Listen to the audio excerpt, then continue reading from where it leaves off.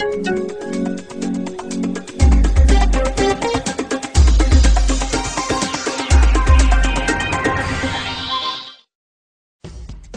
typical enterprise data center contains lots of servers, but workloads vary widely depending on application requirements, user activity, or network conditions. So many servers spend much of their time sitting idle.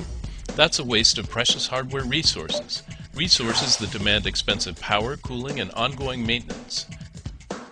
Server virtualization attempts to increase resource utilization by dividing individual physical servers into multiple virtual servers, each with its own operating environment and applications. Through the magic of virtualization, each virtual server looks and acts just like a physical server, multiplying the capacity of any single machine and easing server provisioning. In its most technically advanced form, virtualization software called a hypervisor creates a layer of abstraction between the virtual servers and the native hardware. The hypervisor can run virtual instances of several different operating systems at the same time, and the virtual servers need not be aware they are running in a virtualized environment. A second method is to run each virtual machine on a version of an operating system that has been specially modified to cooperate with the hypervisor.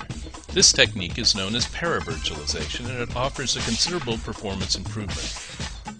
Still, other operating systems incorporate their own form of virtualization at the kernel level.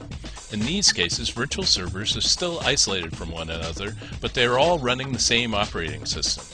The advantage of operating system virtualization is performance similar to that without virtualization at all.